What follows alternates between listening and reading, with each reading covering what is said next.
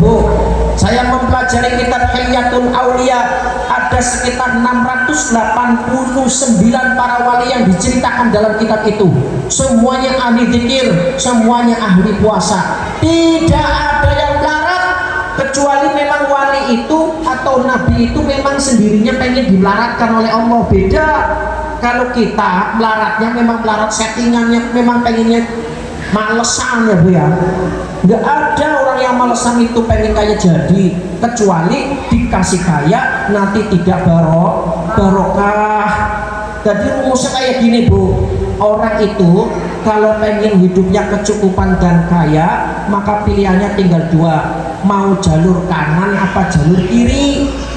Jalur kiri itu yang nggak diridhoi, yang nggak diridhoi oleh Allah. Jalurnya ada dua, zahir yang kelihatan, gaib yang nggak kelihatan. Yang nggak diridhoi oleh Allah jalur yang kelihatan itu panjenengan mungkin jualan, nipu orang, bodohin orang, jadi orang tukang korupsi dan sebagainya. Itu jalur kiri yang tidak diridhoi, bisa kaya tapi wajib pasti tidak berkah. Atau jalur kiri, jalur gaib, kita mengamalkan pesugihan ya Bu ya.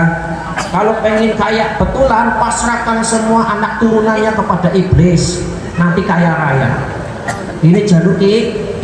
Jalur kanan yang diridhoi oleh Allah ada dua, jalur yang sulit dan jalur yang mudah. Jalur yang sulit, panjenengan punya usaha itu ditekunin siang malam, nggak bodohin orang, nggak melanggar syariat, maka rezekinya akan halal. Tapi masih susah. Nah, kalau orang sudah mengamalkan 5 amalan ini, kemudian orang itu istiqomah, dijaga sampai amalannya matang. Kalau amalan Bu, amalan zikir itu kaya dene orang itu nandur pelok, tahu pelok Bu, biji mangga, begitu jeblok nanti nongol pohonnya, nanti keluar daun, keluar kembang, nanti keluar mangga, buahnya dari mentah sampai mateng. Nanti kalau zikirnya bisa mateng dan dijaga, tidak maksiat yang besar, maksiatul akbar, insya Allah ketika wiridannya matang, maka dunianya akan mengejar panjenengan sendiri. Allahumma amin. Ini tak buka rahasianya para alim ulama Bu. Saya keliling-keliling ngaji suruh payai, kalau belum ketemu 40 pesanan jangan pulang. Tak keliling-keliling saya cari rumusnya. Para ulama kok enak ya hidupnya, nyantai. Walal akhiratu khairun laka minal ula. Kata payai itu kalau bisa mengedepankan akhirat, maka dunia akan tunduk. Allahumma amin. Panjenengan nanti habis ngaji, aktivitas seperti biasa, yang dagang-dagang, yang kerja-kerja, yang usaha-usaha. Tapi amalan yang 4 ini mulai sekarang, yang 5 ya Bu ya, yang 5 ini mulai sekarang diamalkan. Apa yang pertama? La ilaha illallah Muhammadur Rasulullah. Jangan dipedot ya Bu ya, jangan dipedot la ilaha illallah, la ilaha illallah, jangan. Tapi la ilaha illallah Muhammadur Rasulullah, karena itu syahadat. Kalau la ilaha illallah itu tahlil namanya. Tapi kalau la ilaha illallah Muhammadur Rasulullah itu namanya syahadat. Biar nanti saat kita mati bisa menyebut ini. Jadi orang itu nanti husnul khotimah bisa menyebut kalimat la ilaha illallah Muhammadur Rasulullah. Itu mulai sekarang harus latihan. Nggak ujuk-ujuk bisa nggak Bu? Contoh kayak panjenengan kalau jatuh biasa ngomong asem, nanti jatuh ngomongnya asem terus lek. Jadi kalau orang pengen saat meninggalnya bisa mengucapkan la ilaha illallah Muhammadur Rasulullah, mulai sekarang diistiqomahkan. Berapa Pak Ustadz? 24 kali habis sholat, karena hurufnya ada jumlahnya 24. Jadi panjenengan sehabis sholat membaca la ilaha illallah Muhammadur Rasulullah 24 kali ya Bu ya. Mau paham gitu? Ini amalan pertama Abdul Dzikri, ini rajanya dzikir sedunia. La ilaha illallah Muhammadur Rasulullah. Yang pertama Yang kedua, rajanya sholawat. Doa itu bisa diijabah karena ada sholawatnya. Kalau nggak ada sholawat nggak bisa, Bu. Ini syarat mutlak sebagai wujud kita terima kasih kepada Kanjeng Nabi. Rajanya sholawat apa? Sebelum ada dunia seisinya ini wujud, Allah sudah mencanangkan sholawat yang pertama kali, yaitu Sallallahu ala Muhammad. Namanya sholawat rahmat. Yang pertama kali mewiridkan makhluknya Allah yaitu malaikat Jibril. Sampai sekarang malaikat Jibril wiridannya Sallallahu ala Muhammad, Sallallahu ala Muhammad itu. Jadi sholawat yang lain rata-rata itu redaksinya makhluk, redaksinya manusia. Tapi kalau Sallallahu ala Muhammad langsung yang ngarang Gusti Allah. Yang pertama kali mewiridkan malaikat Jibril, makanya disebut sholawat Jibril. Bacanya berapa Pak Ustaz? 100 kali habis sholat. Sallallahu ala Muhammad, Sallallahu ala Muhammad, Sallallahu ala Muhammad, Sallallahu ala Muhammad. Mohon paham ya Bu ya? Yang kedua. Yang ketiga apa Pak Ustaz? Yang ketiga yaitu ringkesannya Al-Quran. Al-Quran itu ringkesan dari 4 kitab. Apa itu rupanya? Ini pertama nih Bu, semua suhuf dan kitab yang diturunkan Al-Quran itu jumlahnya 104. Dari zaman Nabi Adam sampai kiamat itu jumlahnya 104. Yang 4 kitab itu dikumpulkan dalam 3 diringkas dalam 4 kitab: Taurat, Zabur, Injil, Al-Quran. Kitab Al-Quran itu diringkas namanya Ummul Kitab, ada di surat Fatihah. Ringkesannya ada di surat Fatihah. Surat Fatihah yang 7 ayat itu diringkas 1 ayat ada di Bismillahirrahmanirrahim. Bismillahirrahmanirrahim itu kunci dari Al-Quran yang 30 juz dan kunci dari kitab 104 kitab yang diturunkan Allah. Wiridan yang ketiga yaitu Bismillahirrahmanirrahim. Paham Bu? Bismillahirrahmanirrahim yaitu 100 kali habis sholat ya Bu ya. Wiridan ini itu barokahnya sama dengan Al-Quran 30 juz. Allahumma amin ya rabbal alamin. Itu yang ketiga. Yang keempat, kita harus tawadhu kepada Allah. Apa? Kita hambanya Allah yang lemah selemah-lemahnya, tidak punya apa-apa dan tidak bisa apa-apa. Jangankan punya harta, bahkan hidup kita aja titipan. Jadi kita nggak punya apa-apa dan nggak bisa apa-apa. Maka wujud tawadhu itu diimplementasikan dengan kalimat zikir Astagfirullahaladzim, Astagfirullahaladzim. Mun papat nggih. Papat apa ibu nggih? La ilaha illallah Muhammadur Rasulullah. Yang kedua Sallallahu ala Muhammad 100 kali. Nggih, Bismillahirrahmanirrahim 100 kali. Astagfirullahaladzim 100 kali. Yang terakhir Asmaul Husna. Nah, Asmaul Husnanya ini udah ada di buku ini. Saya cantumkan di situ, sudah ada lengkap yang 99 kali. Itu dibaca 1 kali aja kalau malam nggak apa-apa. 1 hari 1 kali, 1 kali aja. Walillahil asmaul husna fad'uhu biha. Jadi amalannya kayak gini Bu. Yang syahadat itu pondasi rumah. Sallallahu ala Muhammad itu temboknya. Bismillahirrahmanirrahim itu pintu dan jendelanya. Asmaul Husna adalah rumahnya, apa gentengnya? Genteng. Nanti saat panjenengan berdoa itu terakhir pakai Asmaul Husna, itu yang ada titik-titik itu ya Bu ya.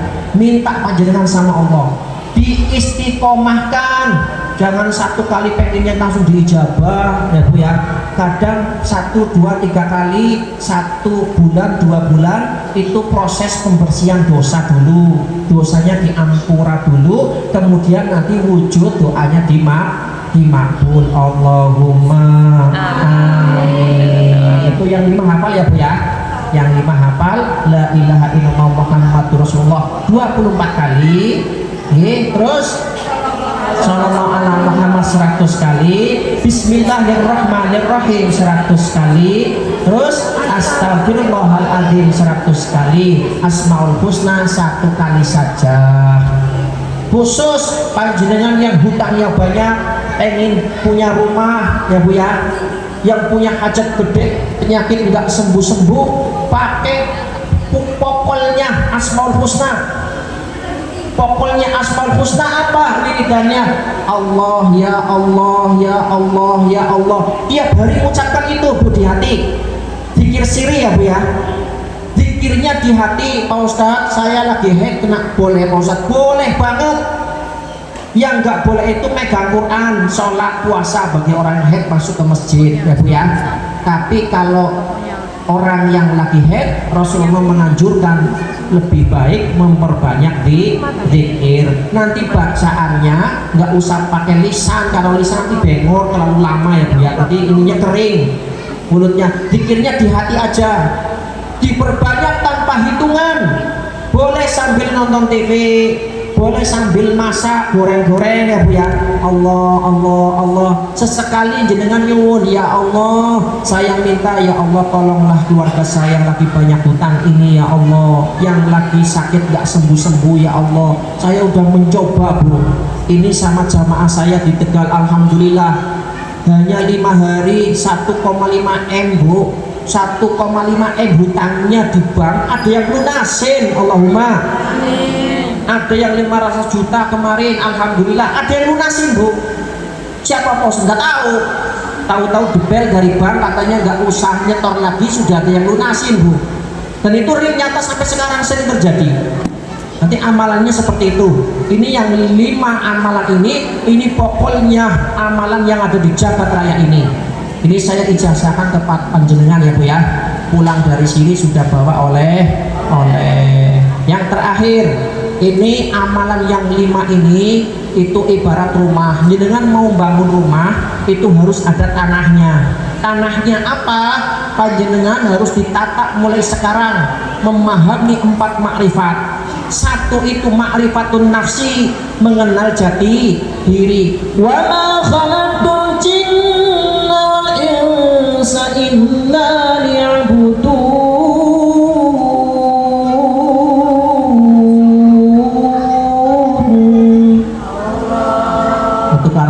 Pesantren seperti ini Bu. Wa ma khalaqtul lan dadiaken ingsun al jinna ing jin wal insa lan manungsa illa liya'budun, angin terpon supaya gelem padha nyembah kabeh marang Gusti Allah. Hakikate yang pertama kula panjenengan sakit yen panbangun omah kudu ada pekarangannya. Pekarangannya ini tahapannya 4 makrifat ini. 1 makrifatun nafsi, kita semua harus bisa mengenal jati diri. Caranya bagaimana Pak Ustadz? Wa ma khalaqtul jinna wal insa illa liya'budun. Kita semua diciptakan, dihidupkan di dunia ini tujuannya cuma 1, apa? Yaitu ibadah. Apapun kehidupan kita, aktivitas kita, apapun itu semuanya harus diniatkan ibadah. Kalau orang sudah niatnya ibadah, jadi pedagang nggak bakal ngurangi timbangan, jadi pejabat nggak bakal korupsi ya Bu ya. Jadi orang mesti orangnya baik karena niatnya ibadah. Masa ibadah merusak orang, menggolimi orang, kan nggak bakalan. Nah tujuan kita dihidupkan di dunia ini itu untuk ibadah. Nah, mulai dari sekarang ayo menata diri supaya kita bisa jadi orang yang ahli ibadah, nggak boleh malas. Semuanya Bu, bawaan nafsu orang itu semuanya malas, kecuali para nabi. Nah itu panjenengan bisa lihat para ustadz, para kiai ahli ibadah itu karena hasil dari didikan Bu, hasil dari didikan. Awal mula dari ikhlas itu dari terpaksaan. Mungkin sholat pertama berat dipaksa ya Bu ya. kedua, ketiga, ke-10 wis mulai terbiasa, 100 kali, 1000 kali mulai seneng. Nah ini kalau kita menjalankan ibadah sudah seneng, berarti itu dulu alal ikhlas, menunjukkan ikhlas. Contoh, panjenengan kalau biasa menjalankan sholat isya dari maghrib, ada tamu jam 10, tamunya baru pulang. Kalau panjenengan setiap hari biasa menjalankan sholat isya jam 10, tamunya baru pulang, pasti ada yang gerungsang, keder, ini ada yang kurang apa ya, ternyata ingat, ternyata belum sholat isya karena sering menjalankan. Beda kalau nafsu atau kebiasaan kita memang nggak senang ibadah, bahkan biasa semua. Ada yang bertanya, Pak Ustadz, katanya kalau bulan Ramadan setan dibelenggu, kenapa masih banyak orang yang nggak sholat, nggak puasa? Karena itu urusannya bukan setan, Bu, itu karena sudah terbiasa. Tanpa setan aja akan seperti itu. Jadi setannya sudah nggak goda lagi, dijorin lagi, jorin, sudah jadi setan orangnya. Sekarang setannya kan masuk ke warung-warung ya Bu ya, yang kelihatannya kakinya pada ngambang ya Bu. Ini yang pertama, ma'rifatun nafsi, mengenal jati diri, mendidik badan kita, jasmani kita supaya jadi ahli ibadah. Yang kedua, ma'rifatut dunya, menempatkan dunia ini pada tempatnya hanya sebagai wasilah untuk sangu ibadah. Mulai sekarang yang lagi kerja, lagi dagang, gak usah ngoyo-ngoyo. Wa idza ja'a ajaluhum la yastakhiruna sa'atan wa la yastaqdimun.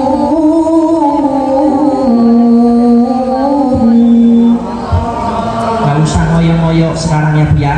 Saatnya kerja, saatnya istirahat, saatnya wayangnya ngaji, saatnya sholat. Gak usah menggebu-gebu kejar dunia, sudah dikejar penuh. Sholat tidak, puasa tidak, di dunianya melarat terus, di akhiratnya digebukin, kapan senengnya? Ya Allah, yang namanya kaya atau miskin itu jatah. Sekarang ibu-ibu sudah nggak ada lagi yang mencaci maki mantunya ya Bu ya. Di sini ada yang mantunya masih melarat Bu, dicaci maki sama mertuanya banyak Bu. Jadi kalau di sini banyak berarti di saya sumbernya dari sini ya Bu ya. Itu mulai sekarang dunia nggak usah diprioritaskan begitu rupa sampai meninggal ibadah, sampai meninggalkan ngaji. Biasa saja, nanti saatnya datang kecukupan, kekayaan pasti datang, nggak usah ributin lagi.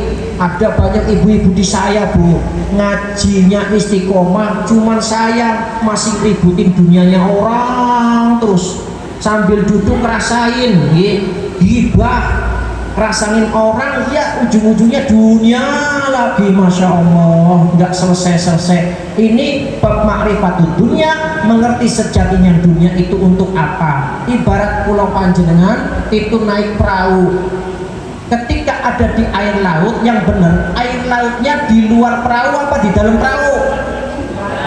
Ayo, kalau air lautnya di dalam perahu, perahunya tenggelam. Nah ini persis kayak panjenengan pulau urip alam dunia. Ketika dunia masuk ke hati dan pikiran, maka yang terjadi kita tenggelam di dunia ini, tenggelam kubut dunia.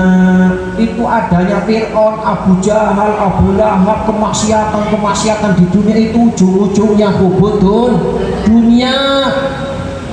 Saat Raja Fir'aun menyatakan dirinya sebagai Tuhan, Fir'aun ngaku pangeran Bu, pulang ke dalam kamar, itu pelayannya bawa minuman. Tuan Raja Fir'aun, saya mau tanya, apakah benar sungguh-sungguh panjenengan merasa dirinya sebagai Tuhan? Apa jawaban Fir'aun? Aslinya yang enggak, itu kan cuma biar saya terlihat wibawa di depan rakyat dan prajurit saya. Kenapa Fir'aun? Kenapa kok seperti itu? Tadi pagi setelah bangun tidur saya BAB. Masa sih Tuhan BAB? Jadi hakikatnya Fir'aun aja menyatakan, meyakini la ilaha illallah. Kenapa kok syahadatnya tidak diterima? syahadat itu tidak bisa diterima dengan mengandalkan syahadat tauhid saja, tapi harus disertakan dengan syahadat Rasul. Apa? La ilaha illallah Musa Rasulullah. Seharusnya Fir'aun kalau masuk Islam itu kan caranya. Kenapa kok Islamnya ditolak? Karena hanya mengucapkan la ilaha illallah saja, nggak mau Musa Rasulullah. Kenapa?